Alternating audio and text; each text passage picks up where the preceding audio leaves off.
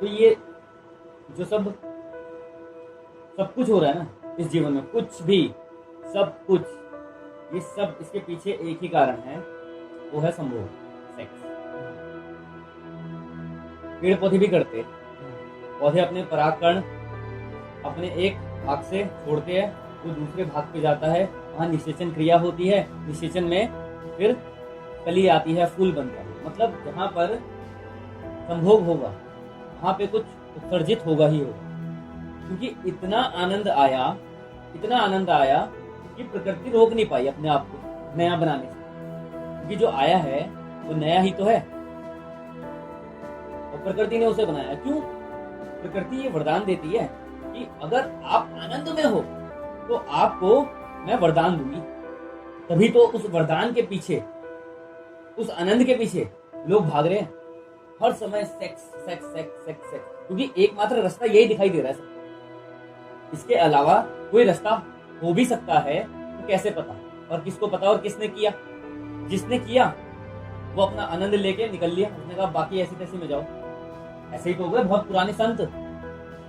भगवान की प्राप्ति, परमात्मा की प्राप्ति में भी आनंद आएगा।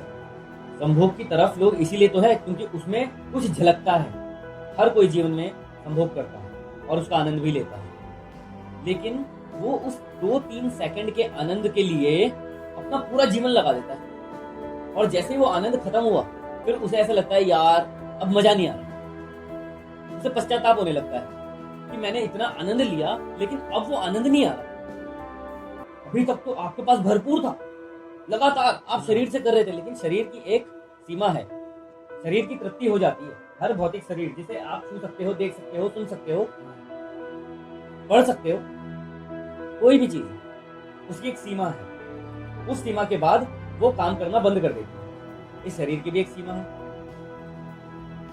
लेकिन वो होते ही, उसकी तृप्ति होते ही शरीर उसकी मांग बंद कर देता है। फिर कहां से ले आनंद? और फिर जब आनंद नहीं मिलता तो फिर हम वापस उसी चीज में जाते हैं आनंद लेने के लिए। अगर उसमें आनंद होता, अगर काम सुख में आनंद होता तो लगातार मिलता, बंद ना होता। वो असल में सुख तो है ही नहीं, वो तो सुख का भ्रम है। वो वही हड्डी है जो कुत्ता चूस रहा है, हड्डी में कुछ नहीं है। हड्डी के कारण, ओशो ने कहा तो है, हड्डी के कारण जो कुत्ता हड्डी चूसता है तो वो हड्डी थोड़ी चूसता है, वो हड्डी के कारण मुंह में बने हुए जख्म को चूसता है। उसके मुंह में ही घाव हो जाता है और वो अपने ही घाव को, अपने ही खून को पी के चूसता रहता है और सोचता रहता है कि हड्डी में से रस निकल रहा है। हड्डी का इसमें कोई रोल नहीं है, भ्रम है। उसने अपने मसूड़े फाड़ दिए, उसके रस को चख के सोच रहा है कि मुझे आनंद आ रहा है, और कट रहा है खुद अंदर से, उसे पता ही नहीं। एक दिन मर जाएगा, कुत्ते की मौत मरेगा। हाथ कुछ लगेगा नहीं। क्यों? क्योंकि जो रस पीना था वो तो पिया ही नहीं, जो परमात्मा का आनंद लेना था वो तो लिया ही नहीं।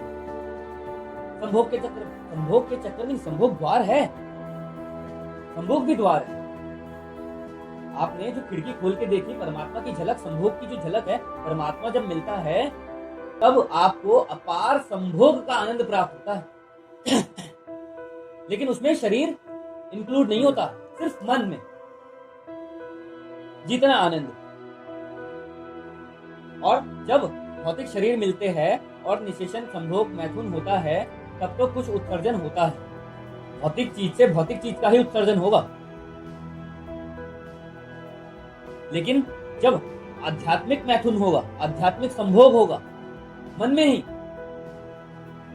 तो उसका आनंद कितना होगा और उससे क्या क्या उत्सर्जित होगा, कितना कुछ बन जाएगा। वही असली आनंद है। जब ये शरीर निढाल हो जाएगा ना, जब इसमें कुछ करने की ताकत नहीं बचेगी, तब इसको पहले की बहुत आदत लग चुकी होगी। तब तो शरीर जवान था, तब तो आनंद ले पा रहा था। अब मशीन ही खराब हो गई है तो आनंद कैसे लेगा? पहले तो अपने आप को ही उठा ले। लेकिन जिसने अपने जवानी में ही आत्म आनंद लेना शुरू कर दिया, फिर उसके बाद चाहे बुढ़ापे में ये शरीर निढाल हो जाए, उसका आनंद तो कहां चल रहा है? दिमाग में, प्रतिपल। फिर उसे इस शरीर की भी आवश्यकता नहीं। तभी तो कहते हैं शरीर छूट जाए कोई फर्क नहीं पड़ता, क्यों? क्योंकि हम तो अपने आप को खुद में बसाए बैठे हैं। और जब इंसान स्वयं में हो जाता है तो स्वयं में, खुद में, तो वो आनंद बरसता है। और लोग उसके पीछे नहीं है। लोग आजकल एक प्रचलन चल गया है, क्योंकि लोगों को पता ही नहीं दूसरा रास्ता, इसलिए वो संभोग की तरफ जा रहे हैं। एट द एंड इस संसार में कोई भी काम चल रहा है तो उसका जो लास्ट स्टेज है वो सेक्स बना है। जितने अपराध हो रहे हैं, जितने अपराध होते हैं, वो सब वासना के कारण होते हैं। अभी आपने सुना है किसी ने दया दया में किसी की हत्या कर दी, या किसी ने हंसते हंसते किसी को गोली मार दी? या तो काम, क्रोध, मद, लोभ, ईर्ष्या, इन पांचों के कारण ही सारे अपराध जन्म लेते हैं। और ये उसीलिए हो रहा है क्योंकि सब के सब काम को ही परम आनंद मान चुके हैं। लेकिन परम आनंद कुछ और ही है। बाहर तो वो है ही नहीं, बाहर वो हो ही नहीं सकता, क्योंकि बाहर तो कितने ही लोग, और किससे सुख पालोगे, और कहां तक कोई दे देगा? यहां सब स्वयं के लिए आए, खुद के लिए, और खुद ही करना पड़ेगा। कोई आपको हाथ पकड़ के नहीं ले जाएगा कि मैं तुम्हें आनंद कराता हूं, चलो आओ। अगर वो करवा रहा है तो वो सिंथेटिक होगा, कुछ समय का भौतिक ही होगा ना। भौतिक मतलब आनंद तो वो होता है जो दिखाई नहीं देता लेकिन बरसता है, महसूस होता है। आपका आनंद किसी का दुख का कारण भी नहीं होना चाहिए। अगर आपका आनंद किसी के दुख का कारण है तो आप गलत रास्ते, फिर आपको ढंग से ढूंढना पड़ेगा कि आनंद है क्या। जितने भी क्रियाकलाप चल रहे हैं ये सब उसी तर्ज पे चल रहे हैं। पहले के ऋषि मुनि तपस्या में लीन रहते थे, गुफाओं में जाके, हिमालय की पहाड़ियों में जाके एकदम लीन हो जाते थे। हाँ, उन्हें ऐसा क्या मिल गया? महात्मा बुद्ध को ऐसा क्या मिल गया कि बाहुबली की वो मूवी देखी, माहेश्वती साम्राज्य होता है पूरा, कितना बड़ा साम्राज्य होता है वो, बहुत बड़ा। ऐसा ही साम्राज्य महात्मा बुद्ध का था। वो कह दे बुद्ध बनने के पहले के उसके बाद, उससे पहले जब वो राजा सिद्धार्थ थे, ठीक है, जब वो राजा थे, उनका इतना बड़ा साम्राज्य, इतना अपार साम्राज्य कि एक कहने पे किसी की गर्दन उड़ा दे, पूरा कानून उनके अंडर में। उनके पिता ने सब कुछ सेटअप करके दिया था। बचपन में जब वो पैदा हुए थे तो उनके पिता ने ज्योतिष को बुलाया, उनकी कुंडली दिखाई। कुंडली में कहा था कि ये व्यक्ति, ज्योतिषों ने कहा, बड़े बड़े ज्योतिष आते थे, ज्योतिषाचार्य आते थे राजमहल में, तो उनके पिता को कहा कि ये तो सन्यासी होगा। अब पिता बहुत अचंभित हो गए कि सन्यासी होगा, मेरा ये इतना बड़ा साम्राज्य कौन संभालेगा? दुश्मन की निगाहें हमारे राज्य पे है कि कब यहां से राजा हटे और हम आक्रमण करें, क्योंकि बिना राजा के कहां साम्राज्य रहता है? राजा कैसा होता है? हट्टा कट्टा, बाहुबली।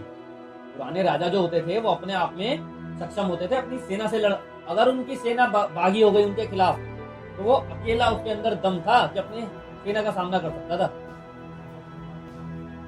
इतने कूटनीतिज्ञ होते थे वो कि अपनी सेना तो है, लेकिन अपनी सेना के अंदर भी अपनी एक गुप्त सेना बनाई हुई है, और उसके अंदर भी एक गुप्त सेना, कि सेना के अंदर अगर बगावत हो रही है तो मुझे आके बताए। राजा का दिमाग राजा होने योग्य होता है तभी राजा होता है, और राजा का दिमाग अगर नहीं है तो उसने अपनी प्रजा खो दी, अपना राज्य खो दिया। राजा सिर्फ एक शब्द नहीं है, एक पद है जिसे वही व्यक्ति उस पर काम कर सकता है जो उसके योग्य हो। राजा हर कोई नहीं बन सकता।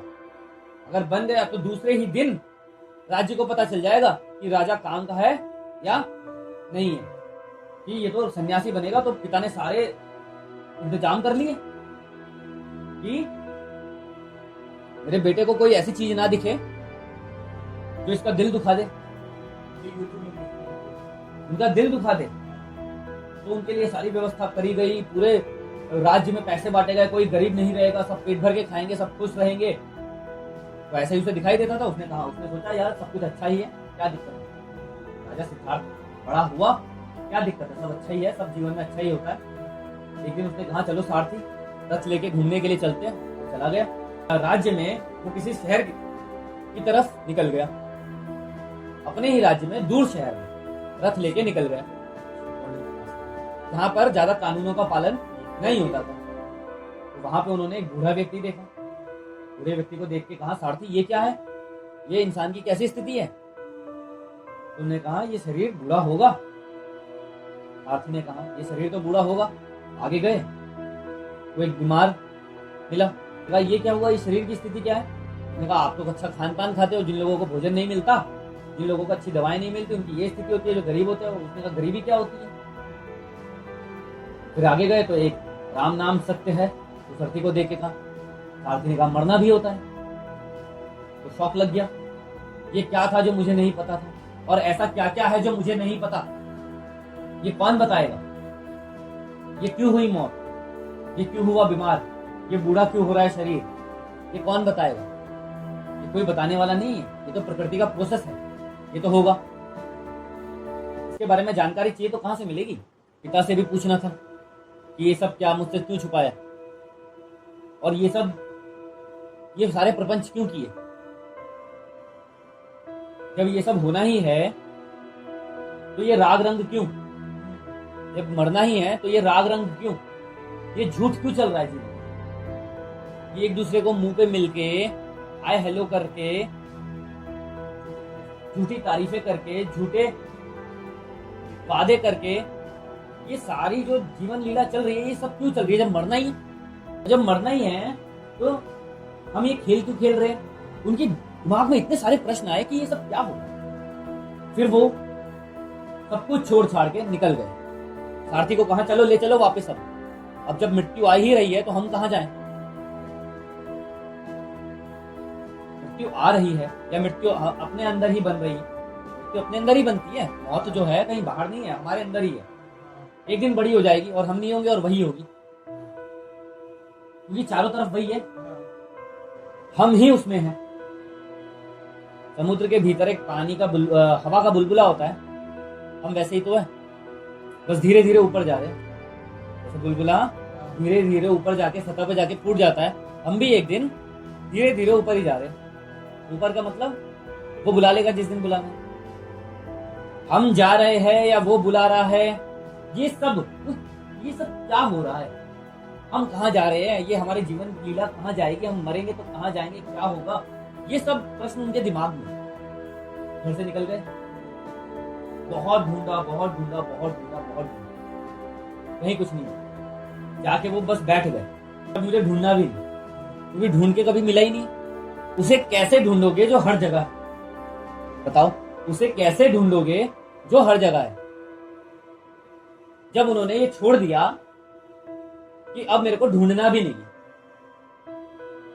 क्योंकि उसे कैसे देखोगे जो हर जगह है, जो खुद के अंदर है, वो हर जगह है, हम उसी में है। भगवान कृष्ण ने मुंह खोल के दिखाया था ना कि पूरा ब्रह्मांड मेरे मुख में है, पूरी सृष्टि उसके मुख में ही तो है। अब आप उसे कृष्ण कहो, राम कहो, वो निराकार है, वो हर जगह है। ये तो रूप बना दिए उसके, वो हर जगह व्याप्त है, हम ही उसी में हैं। अब यही जानने के लिए राजा सिद्धार्थ निकल पड़े, बैठ गए, अब कुछ नहीं करते।